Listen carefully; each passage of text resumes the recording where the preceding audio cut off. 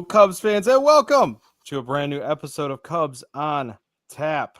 I am Joey Ricotta, joined by someone who's never been on the show before. That's but right. we have done a show before, so I'm very excited to bring him on and appreciate him for jumping on. But a diehard Cubs fan just outside of Cincinnati, and that sounds weird to say, but Reid Maus joining me here at Cubs on Tap. And yeah, man, we are here to break down a Cubs survival game, Cubs 4-3 victory, which was an absolute nail biter. Going to get into all of it, but Reid, first, how are you, man? Thank you for joining us. Good. Hey, I appreciate you bringing me on. You mentioned I'm from Cincinnati, so I don't get to talk about the Cubs a whole lot. In fact, pretty much everyone in my life actively tells me to not talk about the Cubs because they know I'll rant about them. But I appreciate you having me on. Listen, you're Ricotta, I'm Mouse. It's the mouse and the cheese. So, hey, I like it. Yeah. I didn't put that together till now. Yeah, so I'm ready to rock. Let's do it, man. Hey, we're staying alive. We got to watch the Cubs at least for one more day. We got to watch at least one more 9-inning baseball game of the Chicago Cubs, and whenever you get to do that, you got to take it because that's what we're here for. That's what we're fans for. That's right, man. Yeah, this has been a very, up until this point, a disgusting series by the Cubs. And tonight, I think it just gave us a little bit of just what we needed. You know, we needed a game where it's like, all right, make it competitive, stay in the game, survive in advance, kind of that NCAA tournament mentality at this point when you're in a short series. And now it's a 2-game series. You know, it's a 5-game series in reality, but now you're down to a 2-game series. You just take it game by game. And I know that's the cliche, but tonight, I mean, it was sweaty as hell.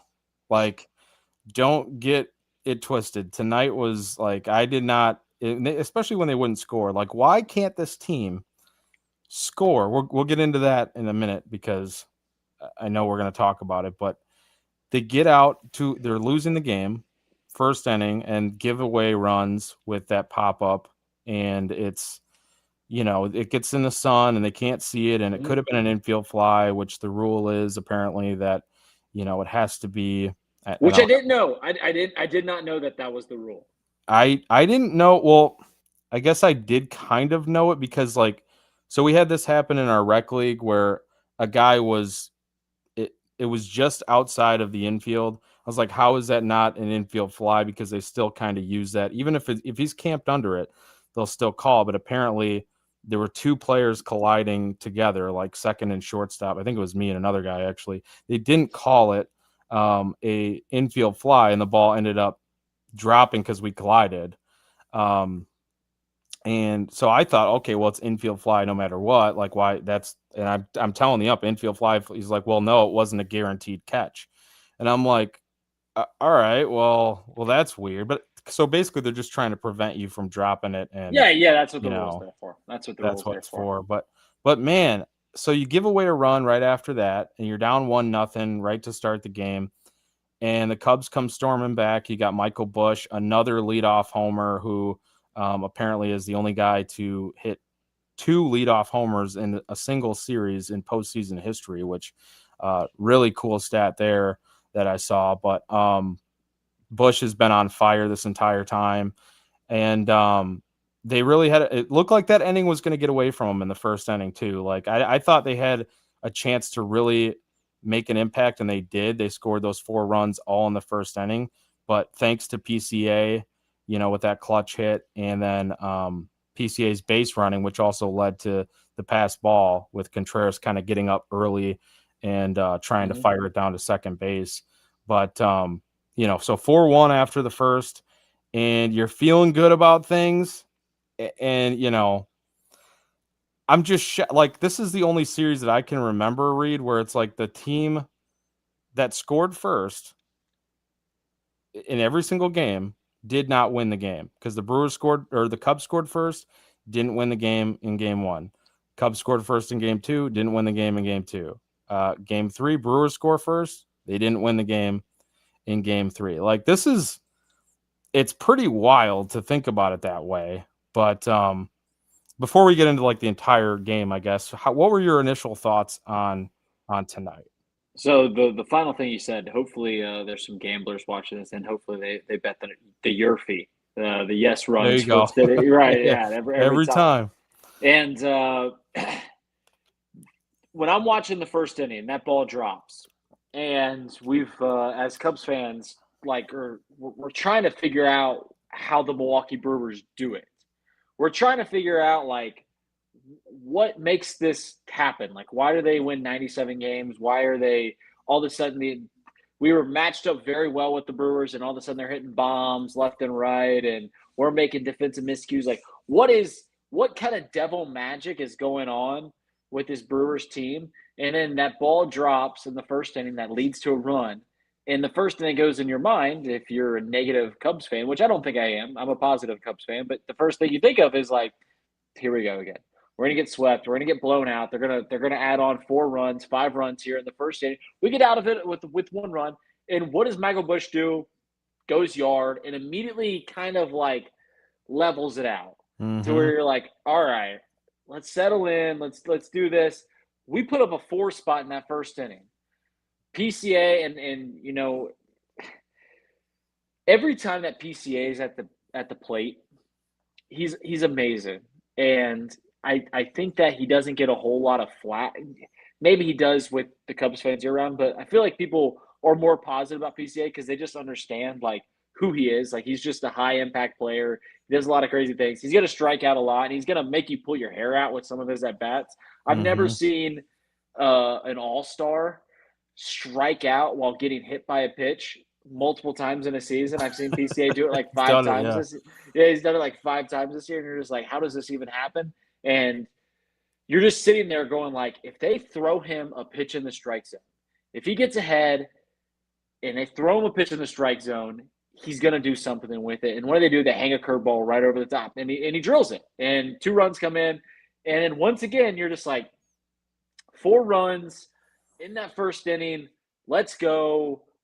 We got JMO on, which if there was any pitcher I could have in our rotation to give them a 3-run lead in the first inning, I think I'm taking Jamison Talion. As crazy as that sounds, like, I know he's not as good as Showed on his best days. I know he's not as good as Matt Boyd, Kate Horton, maybe, or Justin Steele. Obviously, they're not here. But, like, you're going to get a professional outing from Jamison Talion. Like, JMO's going to give you, like, a professional outing. And he didn't go that deep into the game. He only went, 4 innings, gave up 2 runs. And he wasn't great, but I felt confident after scoring 4 runs in the first inning, even only with a 3-run lead, thinking, all right, we got JMO on the bump. We're going to get deep into this game. We don't have to go too deep with the relief pitchers. We obviously had to go 5 innings, and they did fantastic. The relief pitching did. But I felt very confident. But I'm with you, man. I don't know what it is with the bats. You play ball. I play ball. There is something about when you get a big lead in the first few innings and you just think, hey, we're going to keep pouring it on. We're going to keep pouring it on them. And you just kind of take easy at bats. Like, you just give away at bats. And you can't do that in a playoff series. But the Cubs are doing that. Yeah, that's what it seems like to me, is like they lose the like foot on the gas as the game goes on. It's Yeah. like, and I don't understand the like passiveness that there seems to be with some of the at bats too, with like, taking some pitches here and there that are close pitches for strike three, or, or swinging out of your shoes, but taking the good pitch for a strike, but then the next pitch is a breaking ball low and you're swinging out of your shoes, kind of like what you mentioned with PCA. It was a really frustrating at bat that I saw from Ian Happ tonight, where he takes that pitch that's close that probably could have rung him up, Mm-hmm. on the outside corner, which he was lucky that it didn't get called on him. And then the next pitch, it's a breaking ball down, and he's swinging over the top of it in a crucial situation to add on runs. And it's just like, man, you need better in certain moments. Like, the clutch factor doesn't seem to be there throughout the game. And for whatever reason, like Hank says here, someone please tell the Cubs that they're allowed to score after the first inning. We were talking before hopping on here. I believe you said, what was it, 10 runs they've scored in the series, but Yep. only 2 of them outside of the first inning. I mean, it's, 2 solo shots and that's so, yeah. And it was Nico was from one of game them, one. which is Yeah. weird. And then Hap obviously hit the other one, but I just don't. it felt like they had multiple opportunities in this game to really put the game away, and that's what I wanted to see and not leave it in the bullpen's hands. Like, I'm not going to be upset with a win. A win is a win. They escaped, they survived, and that's all that matters. And we're moving on to game 4. But man, like certain situations, you're just, and like you said, I think I'm on more of the positive Cub fan side as well. But there are those moments where, we've lived through this. We've lived through the bullpen blowing it, or, especially in the playoffs, like certain moments. And I was just waiting for the ball to drop, or whatever the saying goes. Like, Right. I thought it was going to happen, and luckily it didn't happen. So what's funny is so that 8th inning, Brad Keller's in, bases are juiced. It's a close game, and you're just sitting here like, we've seen this story before with the Chicago Cubs, right? They're called the lovable losers for a reason. Like we've seen this story, and I'm on a work trip. I'm in Louisville, Kentucky right now, and I'm watching this, and I'm just sitting here, and all of a sudden the fire alarm goes off. I didn't tell you this, Joey, in our pre-show, but the fire alarm goes off. And I'm just like, at first, I'm just sitting here letting it go off. And I'm just like, it's going to turn off. It went on for like a minute and a half, but we're like, all right, I think I wait actually a got second. Do you know Tyler from Cubs on Tap here? I did not know Tyler. Okay, so Tyler is like in the area, Kentucky, and he's a fireman. So Okay. I'm like wondering, did he show up at your door? Or Well, if he's a fireman for Jeffersonville, Kentucky, Louisville, Kentucky, then maybe he is. But it's and I'm watching 3. I watched 3 at bats while the fire alarm was going off, because I just was, I guess, hoping that it wasn't a real fire. I was just like, all right, I'm it was here the on the 3rd panic button floor. for the Cubs. I was like, this is way more important than my life right now. This Cubs game that I'm watching on. I guess True though. If it was really bad, the cable would probably cut out. So I was just sitting here watching it, and it's just and then eventually I'm like, all right, I got to go outside. So I'm watching the final out of the inning in the parking lot of my hotel, and I'm fist pumping, and everyone think I'm crazy as Brad Keller gets out of that. But I'm with you, man. It's Holy we've all, crap. man. It was You almost it was died, and you're watching the game on your phone in the parking lot. well. It's funny because that's what original closers were called. They're called firemen, right? They put out fires, and that's quite literally what Brad Keller did in the 8th inning. And then he got it done in the 9th too, where you're like, all right, let's go, man. We're alive for another day. So yeah, it was that was my near-death experience here in Louisville, Kentucky. That's a heck of a metaphor, though. Like, you're literally Yeah. dealing with that as Brad Keller is putting out a fire. Yeah, man, balls of steel, though, to Brad Keller to come in Yeah. with 2 outs and bases loaded, I believe, in that situation. And then, I mean, a base hit with, like they said, even on the broadcast, like, base hit with 2 outs, he's scoring 2 runs or taking the lead. And so, man, to get those 4 outs, I mean, between him and Pomeranz, and Pomeranz coming off his couch basically to be this shutdown lefty out of nowhere, since not even pitching. It wasn't even pitching in the league the last few years. And 4 years. That's how long it's been. Isn't that wild? Like, where did this guy come from? How did he just rejuvenate his career like that? Between him and, like, they have such a slop of bullpen pieces that you wouldn't expect to produce, and they're getting it done. It's wild. That's where I'll give credit to the Cubs development team, and all the guys on the pitching staff, Tommy Hodavi, like all those guys. They get major kudos because Brad Keller, for instance, all off season, you're reading the stories, you're hearing, you listen to different podcasts and everything like that, Cubs on Tap and everything like that, and they're talking about this Brad Keller dude, a failed starter from Kansas City, and you're like, whatever. Like, yeah. you literally shrugging your shoulders like, whatever. Caleb Philbar, okay. Like, yeah, I'm banking on Porter Hodge and Ryan Presley to shut the door in big time games, but it's not those guys. Neither of those guys did anything. It's not those guys. It is Brad Keller, the failed starter from Kansas City that I heard about all off season. Like, hey, watch out for this Brad Keller guy. And then it was Caleb Philbar. Like, hey, watch out for this Caleb Philbar guy. Those are the guys that we are relying on in this. And then also Daniel Palencia. which is a really sharp get.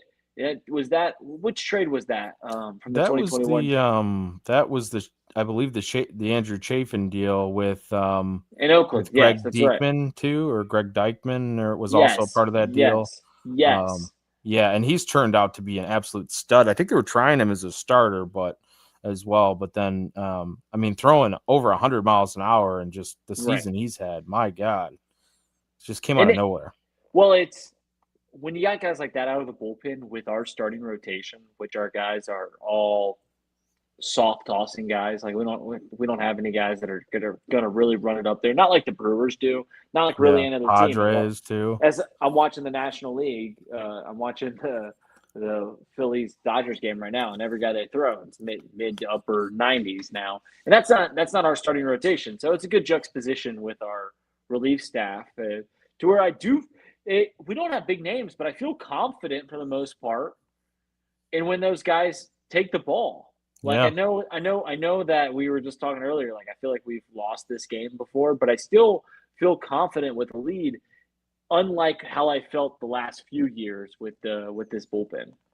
definitely. I mean, we were talking a little bit about Kittredge too, and he's been so good out of the. I mean, I know he gave up he gave up the homer tonight to Jake Bowers, who Bowers pretty much he was the only guy that really did anything for Uh, the Brewers tonight. And but yeah, all those guys, like you do feel confident with them out of the pen, and I know that wasn't something that Craig Counsell was really known for. And I remember actually having this conversation with you and Nick Kirby with Chatterbox Sports as well.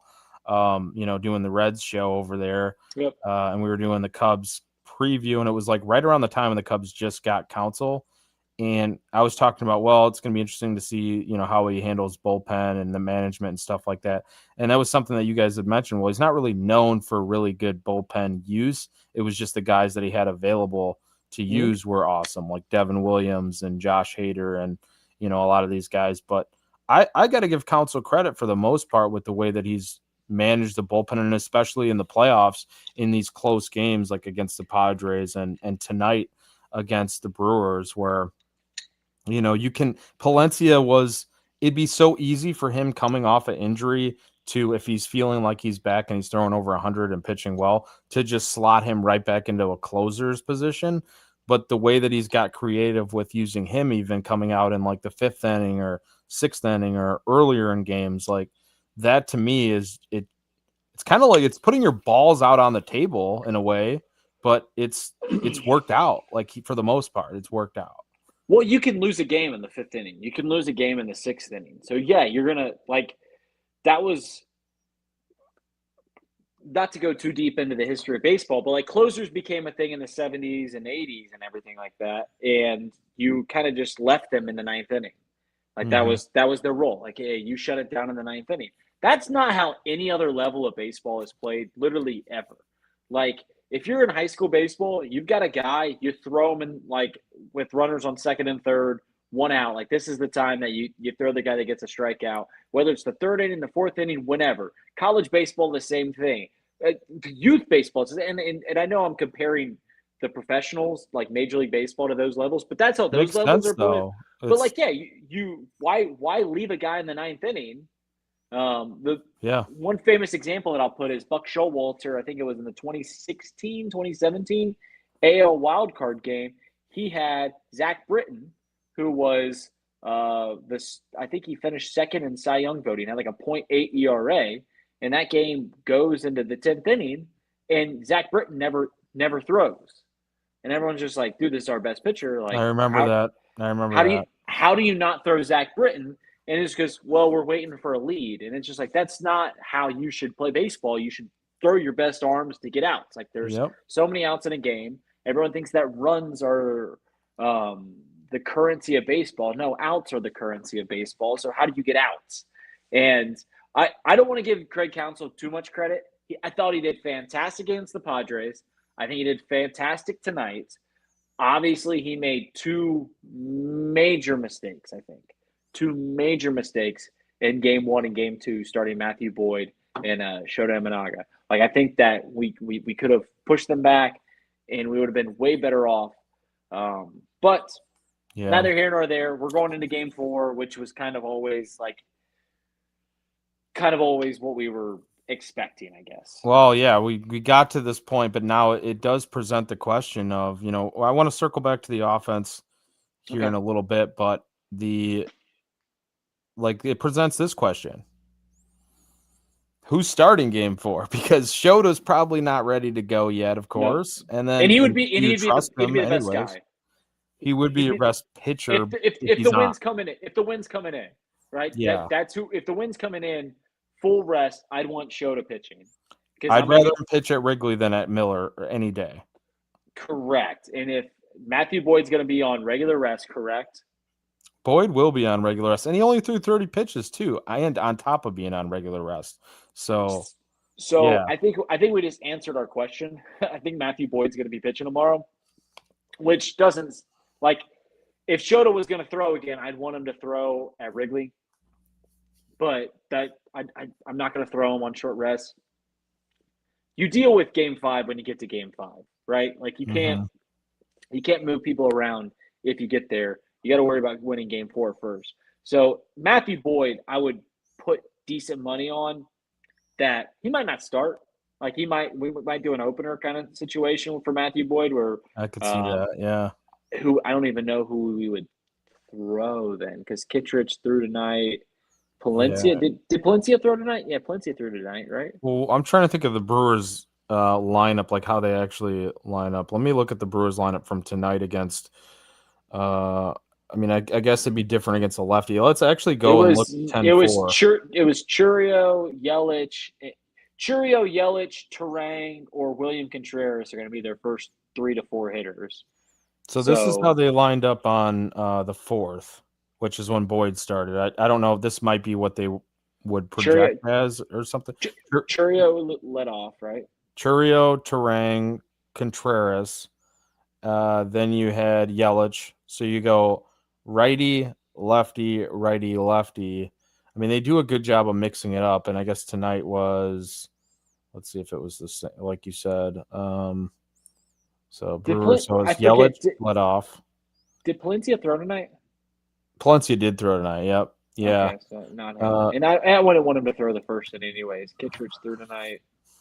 maybe Soroka or Soroka's a good idea. Yes, go Soroka for an inning, and then you go Matthew Boyd because if they want to go lefties against Soroka, I still feel confident in Soroka getting 3 outs against lefties to he's start good off the the first game. time through. Usually, I feel like. So I would go Soroka to just face like if they want to go Yelich, Churio, Terang, or Yelich, however they want to go. Mm-hmm. Um, I'd feel confident going Soroka, then straight into Matthew Boyd, knowing that that's how their lineup's going to be set up for the rest of the game, and then Matthew Boyd can go 2 times through the order, and then you get to the 5th or 6th inning, and then you can deal with it from there. I actually really like that idea, and I think they should do that. I don't know if they will, but that's what I would do if I was Craig Counsell. No, I don't mind that at all. I think that's a great way to deploy it. Or otherwise, maybe it's Savali or something. Hank's saying here Boyd will start. I mean, it could very well just be Boyd that starts and pitches like 3 innings. The only problem is you got to get through that first inning too, like the last time. I don't see him pitching as poorly to start the game as he did the last game though. Like he seems like somebody that he's gonna lock in. I think there was a lot of nerves there too, being that you just moved on. You're facing the Brewers. I think he's somebody that seems like he learns from his mistakes too. You'd hope. I You'd don't know. hope. You'd hope, right? Yeah, I don't know. Maybe Right. I'm theorizing here, but I don't know, man. It's gonna be tough. The other thing too, I saw Tyler here from Cubs on Tap. He had put out a tweet saying, "What if or was questioning maybe they bring in Cade Horton, who's feeling good. If they put somebody on the IL, he's a possibility to come back." And then other people you're saying maybe Ben Brown. I'm like, I don't want to see Ben Brown at all. No. So No, I don't know. Ben Brown's time to pitch was game 1, and that was about that. Cade Horton, I would not feel comfortable throwing Cade Horton in a game. He's our best pitcher. he's our best pitcher, but I don't feel comfortable him because optically, think about that, right? You bring a guy back from injury and you throw him in there and he does poorly. Well, then you just put a target on your back if you're Craig Counsell. You put it just like that was a bad decision. Um, so Kate Horton, it's Hank's probably right. Like as you and I both agreed that It seems like Soroka, the easy then decision, Boyd, anyways. but it seems more likely that it's going to be Matthew Boyd tomorrow night. Like that just seems what it's going to be, and hopefully you get 5 innings out of him because you're not in playoff baseball. That's the I guess that's the good thing is you're not expecting a dude to go 9 innings, 8 innings, 7 innings. You're just like, hey, can you get us to the second half of the game? Can Mm-hmm. you throw well to the second half of the game, and then we can let this bullpen, who I think we all feel decently confident with, like can you get us deep in there? And we've used the bullpen a lot through 3 games, but I still feel confident in getting outs going forward. Yeah, I do too. I think with the usage that happened tonight, that becomes more of a question of like efficiency tomorrow. Because there is a short turnaround, and I'm hoping that it's an 8:08 start time. So like I'm hoping it's not like 8:08s and heartbreak. Read like this is to go back to like a Kanye West old I got album. you. I got I you. was, You didn't. I got you. You didn't have to. You didn't have to okay, all right, you clarify that. understood. I'm a big Kanye guy. All Big right, Kanye I don't guy. really Maybe listen to him much anymore, but I know, not recently. Not yeah, recently. he's a not little not been a nuts big. now, Well, he's but always been a little crazy, but true, yeah, it's a true. little off the deep end now. Great producer though, great producer. Makes great music. But I want to give JMO his flowers, man, because like Okay. you said, given the team a chance and getting to that second half of the game, I thought that was big to at least get through 4. And I thought he probably could get you through 5, even though he's at 75 pitches or whatnot. But it was definitely the right decision to get him out of there. I mean, it worked out great with the hmm bullpen, hmm and he is right now. That's what makes it difficult with these next 2 games. If they do make it to a game 5, he's your best pitcher, best starting pitcher. There's no question about it. Since he came back from injury, he's got an under 2 ERA. The postseason, he was really good. Now that's back to back, games on the line, or winner, not winner take all, but elimination games where like the Padres game, he stepped up clutch in that game, and then tonight stepped up clutch again. And even though it was only 4 innings, I trust JMO more than anyone in this rotation right now, and that's so weird to say. Like if you would have asked me that before he went down and had the injury and came back, JMO was like last on the list or fourth on the list, and I just feel comfortable about him right now. I do. So it's funny because I live in Cincinnati and it's Reds country, and we signed the Cubs signed Jameson Taillon in 2023 to the what was it 4 year 18 million a year. I think it was like four Something, year. yeah, Yeah, it was like 65 million, something like that. Um, and from his first like 5 starts for the Cubs, he sucked. yeah. It Like was was awful. That first season was up very shaky. Is Well, like the first 2 months were like the back mm-hmm. end, the back end of the year, he was good. And it's funny because like Reds fans only remember that first impression, which is, I guess, a metaphor to like how important first impressions are. And they're just like, oh, that what a bum that was. And I remember you and I were both on Nick Kirby's podcast. Nick Kirby looked at me and he goes, I think that's a really good signing. And the reason, it's the same thing that I just said earlier. Everyone thinks runs are the currency of baseball. They're not. Outs are the currency of baseball. You can't win the game until you get 27 outs. Mm-hmm. And Jameson Taillon, I think it's 18 million. Someone correct me. Whatever it is, it's under $20 million. You're going to get, if he's healthy, he's going to miss a couple starts here and there. You're going to get 160, 170 innings from Jameson every single year, and it's going to be pretty good pitching. It's going to be 150 to 170 innings, and it's going to be a mid-3 ERA, to where every 5 days he takes the ball, you got a shot to win the game. And is he going to shut you down more often than not? No. He'll have games where he blows up, and he'll have games where he shuts you down for 6, 7 innings. And he's a former second overall pick. I think, yeah, second overall pick for the Pittsburgh Pirates, and he's been a big leaguer for like. I guess what I'm saying is when you give the ball, when you're Craig Counsell and you give the ball to Jameson, and you say, "Hey, we need you tonight," he's going to give you a professional outing. Definitely. Yep. He's going to get you deep into that game. He's going to get you out. He might give up 2 runs. Like he's not Paul Skeens. He's not Blake Snell or whoever it is. He's not Yeah, going he to only had shut. 3 strikeouts tonight too. He doesn't K a bunch of guys or anything. No, and honestly, he doesn't get double plays a whole lot. He just gets outs, and he just doesn't walk a lot of guys. Doesn't get. I mean, he does give up home runs from time to time, but you're just not going to string a whole lot of hits. You're not going to have 4 or 5 hits in an inning against him because he's just going to give you a professional outing every single time he takes the ball. If you're looking for JMO to go 7 innings, no runs, 12 Ks, you're never going to get that. You're not going to get that. If you're looking for a guy to give you 5, 6 innings, 2 runs given up, and you're getting to your bullpen that you trust, and it's 4-2 like it was tonight, you'll take that every single That's time. more than enough. That's You'll more take than that every enough time. for what he is, you know. Yep. Hank says here, Cade eligible to come off DL Saturday. How crazy would it be to come back for game 5? Wait, is that?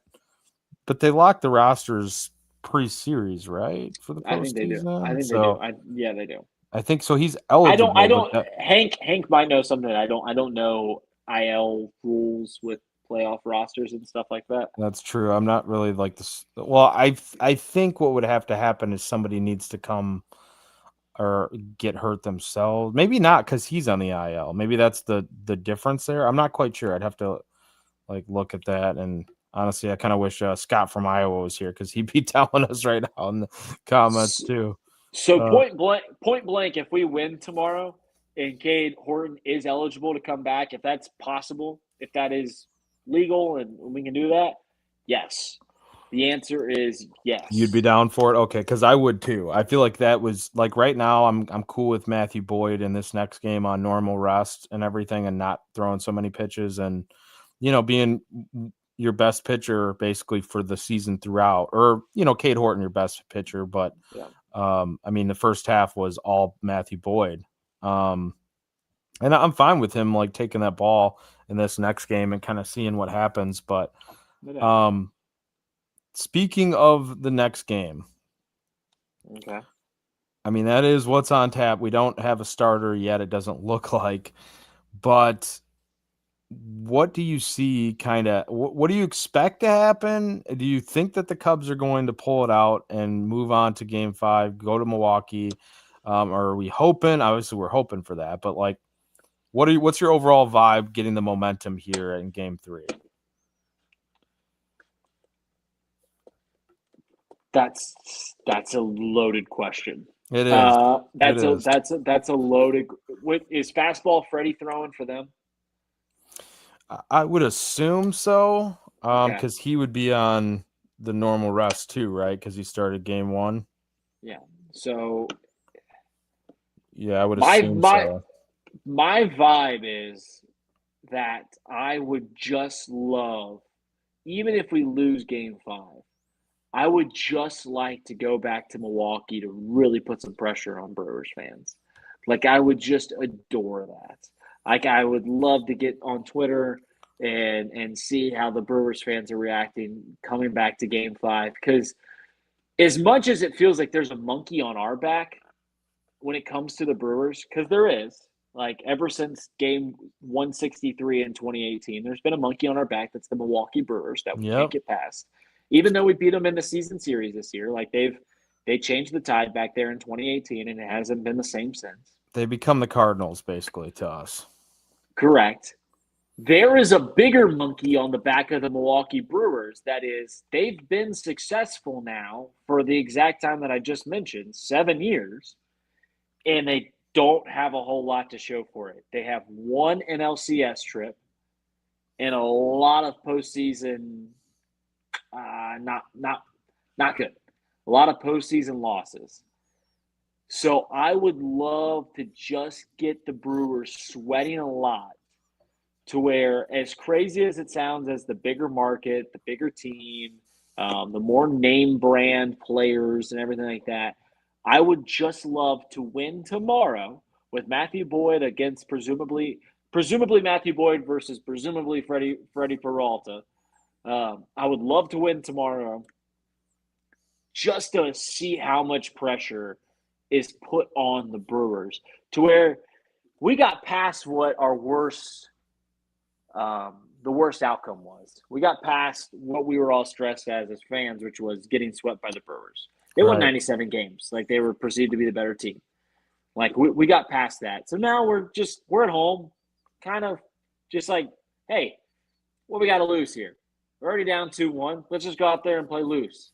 And there's a lot of players on our team that when they're playing loose, they're dangerous. PCA, I think Ian Happ's been playing too tight. Kyle Tucker's been Definitely. playing.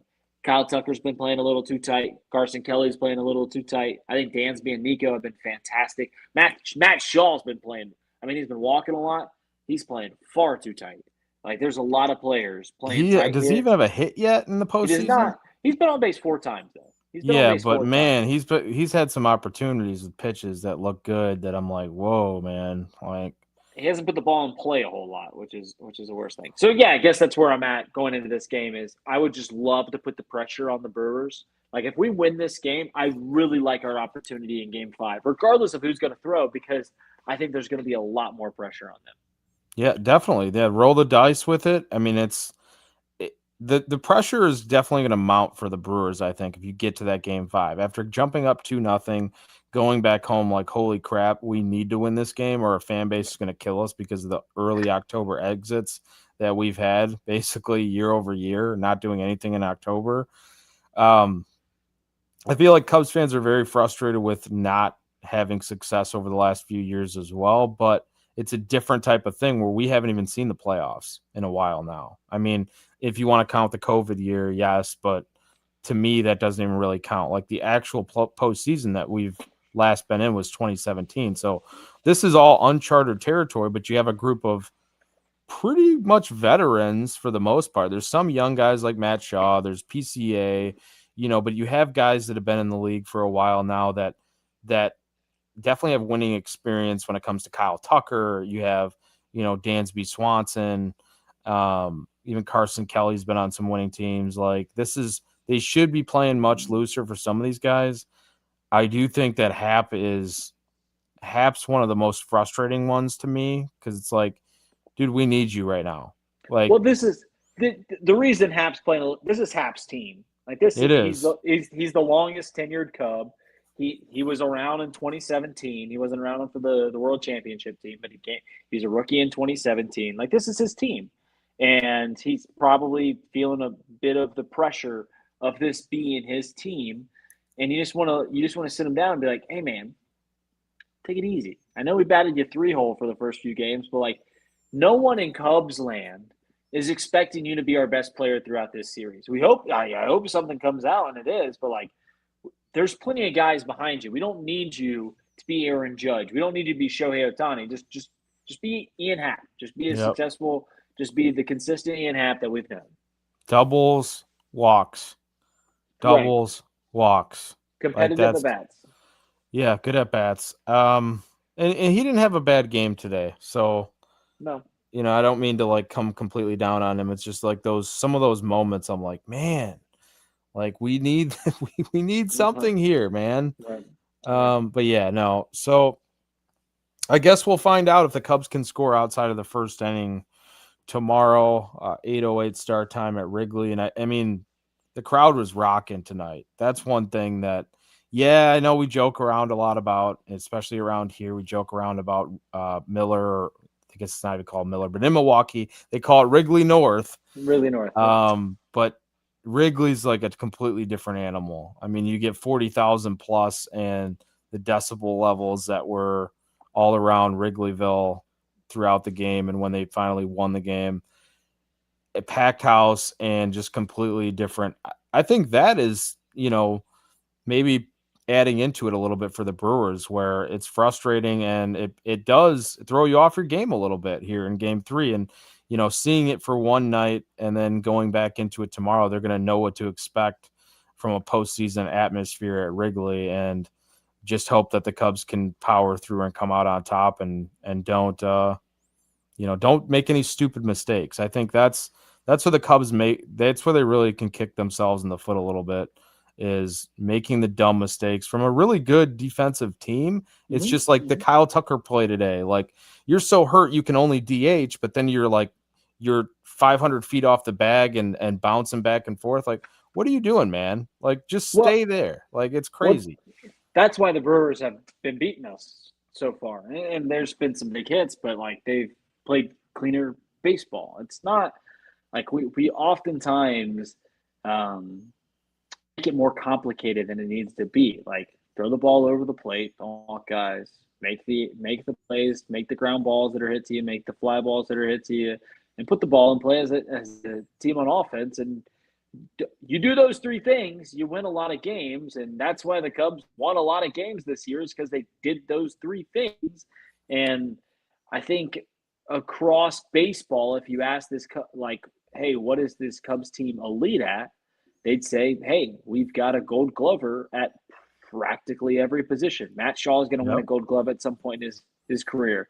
Michael Busch should win a Gold Glove at some point in his career. Nico Hoerner's won multiple. He should win it this year. Dansby Swanson should win it this year. PCA might win the Platinum Gold Glove or the Platinum Glove this year. Almost been another hell of a play tonight. Man, that was a good effort, though.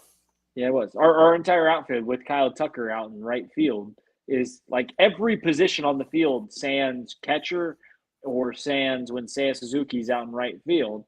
That's a Gold Glove talent. So, like the Nico Hoerner era in the first game, that's something you just do not account for. And I don't think it. And I just don't think it'll, like, any boneheaded plays like that will happen again.